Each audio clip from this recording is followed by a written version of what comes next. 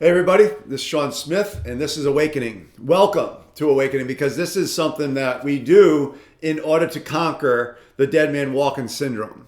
Awakening is meant to inspire you, to challenge your worldview, to add value to your life because there's too many of us that are just coasting, just being comfortable, just getting by instead of thriving in life, right? And so today I want to talk to you about something that I think is something that I don't see. It's rare. And I was reading in an Audible book on this, I think it was called Mind Shift, and it was talking about this concept of live without a net. Live without a net. And it just kind of caught me in my stride. I was like, I got to think about this for a second. Like, what does that mean to live without a net? And the more I thought about it, the more I really liked it because it's not saying like don't have a plan. It's saying be all in. Like be fully committed. Like if I'm going to do this, I can't have the safety of a net below me that I can defer to, right? That I can cop out on, that I can allow my brain and all the excuses and reasons to talk me out of it. But no, this is the action I want to take. Like this is something I believe in. This is something I want to give my life to. And so I'm all in. I'm committed to this. Right. And I started thinking about it, like, I love that. And some of you may have heard, I don't know if it's an allegory, if it's historically accurate, but they talk about like in this war with Aztec Empire that this guy was like, he got there and he said, burn the boats, right? Like we're either going to conquer the people before us or we're going to die trying, but we're not retreating. It's not an option. Burn the boats. Whether that's true or not, I don't care. What I like about it is like you are now fully committed. And I'm thinking about that like any team that you're on, anything that you're up to, when you know that you have a team and it's like, there's no turning back. Like we're all in this together and we're going to win or lose together, right? So there's no net below us that we can cop out to. And I love that. And I was thinking about in my life, there's been a couple of times when I had these decisions to make. And I remember being 18 years old. I was about to graduate high school, and I had an opportunity to either go to Boston College on a full scholarship to play hockey and baseball, or I was drafted by the New York Yankees, so I could have gone to minor league baseball, and I didn't know what to do.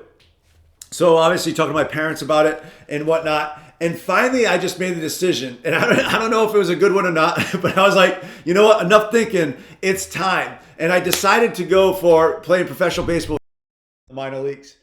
And regardless of how that turned out, regardless of if you have any regrets because hurt, whatever, I made it to my dream, right? And it's like, but does that matter? In the sense of this, what I'm talking about. It was like I made a decision and now no matter what happens, I am committed. I am going for this dream. I'm going to give it everything that I have. I'm burning the boats. I'm living without a net and I'm on my own, right? So now I'm 18 years old and now I'm going down to Florida and I'm going to pursue my dream. And there's no turning back, right? And so maybe you've had these moments in your life. Do you continue to have these moments? And I guess so like the next one I was thinking about was marriage, right? Now I got married young and let's see, I was 23, Diane was 21 and I was down in Florida playing baseball when we were dating. So we dated in high school. So in 1990, we both graduated. We had already been dating for a year and she went off to UMass to go to college for 4 years. I went off down south to play baseball. And so we're in this long distance relationship. Well, after she graduated college, we decided to get married. Now in that process, like, I'm a young guy, right? And I'm chasing my dream. I am not settled. I haven't made it. I got hurt. So I had no stability, no security. I can't promise her anything. I actually remember doing some premarital counseling with my pastor at the time. And he's like, you've got to prepare yourself. Sean's either going to make it big and you're going to have this lifestyle where you're going to be rich and famous, not be able to go anywhere. You're going to have millions of dollars, and that's going to be one lifestyle. Or he's not going to make it. He's a high school graduate, doesn't have a college degree, and you're going to be starting from scratch. Do you want to marry this guy? Right? And I was thinking about that. I was like, so she was fully in. She burned the boats. She's living without a net. She says yes, right? We get married. And what that decision is a great illustration of what I'm talking about because you can't put one foot in, right? Like you got to jump all into this marriage. Like anyone who's got, and I'm not judging you if you did this, but like to get married and have a prenup, that's like dipping your toe. That's one foot in. I got my other foot out. Oh, well, just in case it doesn't work out, I'm protecting myself. That's not all in. That's called hedging your bets. And that's awful. And like when you're talking about marriage, it's like, come on, right? And I get it in other situations and whatnot. I do get it. So I'm not judging it. I'm just making this illustration of like, wow, like there's a difference there.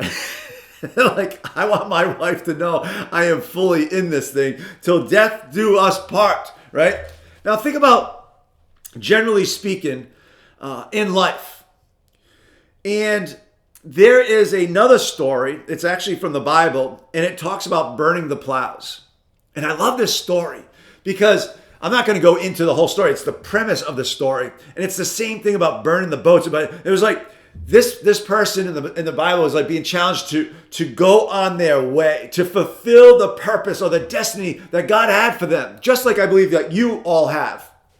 But are you willing to burn the plows? Because the plows represent the safety of economy, the safety of commerce, right? Like back in those days, the plows represented his future. It represented wealth. It represented, this was the security.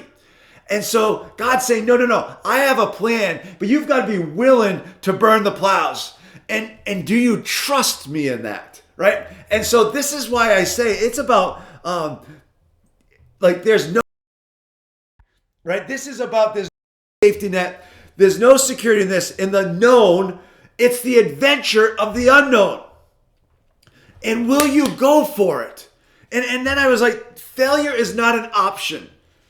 Think about this. Failure is not an option. When you're all in, it doesn't matter. If you fail, you get back up, you course correct, you learn, you adjust, and then you make another decision and another action because you're all in and you're committed. And I'll give you a real life right now type of story. So I lead a thing called Emerge. Emerge is a program. It's a mentor opportunity for you to mentor 16, 17-year-old young men and women who are currently in foster care, right?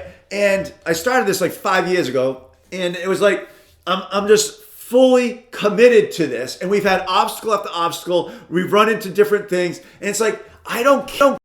What I care about is going to change young people's lives. We're going to give them a hope and a future. We're going to mentor them. We're going to figure it out one way or another. And then we're going to figure out emergency so that when these young people turn 18 and they don't have a place to go, right? I want you to hear this because this should rock your world a little bit. 24,000 kids age out of foster care every single year in America, and 25% end up homeless. Now, if that ain't enough to get you kind of inspired and wanting to mentor, here's another statistic for you. Between the ages of 11 and 14, this is when most kids are sex trafficked, and 67% of the kids that they found out of sex trafficking, right, they got them back, they were from foster care. So it's a breeding ground for sex trafficking. If they don't get found, right, they have a 7-year lifespan. That means these kids, 11 to 14, look at 14, they're only going to live until they're 21. So it's like, I don't care if we face resistance. I don't care if we face setbacks. No matter what, we're moving forward. We've burned the plows. We're not turning back. We are marching forward because young people's lives are at stake. And so if this is you, this is an invitation. If you want to get involved, you hook me up. You'll find me on Facebook. You find me, I'm pretty easy to find. Right? You can text, you can email me at sean@stonecoastcommunity.org. You can call me, whatever you got to do if you want to get involved. But this idea is like, this is commitment. No matter what, we're going to make a difference in this area of life. And now just bring it into everyday life for you. Like, where are you at? What do you want? Are you fully committed to it? Or are you prancing around, dancing around? And sometimes we say it with our words and our actions don't align with it. So I want to challenge you. Like, to me, that's a little bit of an integrity issue. And so be asking yourself these questions. Like, are you all in on your marriage? Are you all in on your fitness? Are you all in on your relationships? Are you all in on your career? If you're not all in on your career, then do something about it. You know what I mean? Like, have the guts to take a step and go for it. Burn the plow, live without the net, and then take steps to go, you know what? No matter what, we will figure this out. I think, my friends, this is an exciting way to live. I think this is the opposite of the dead man walking syndrome, where we just kind of get by and security wins the day. And I would rather have the adventure. I would rather have going out and giving it everything I have, surrounding myself with great people, and then going forward, right? Learn from your mistakes. Have a great plan. Execute the strategy. But it's the mindset. It's this thing that we are all in no matter what.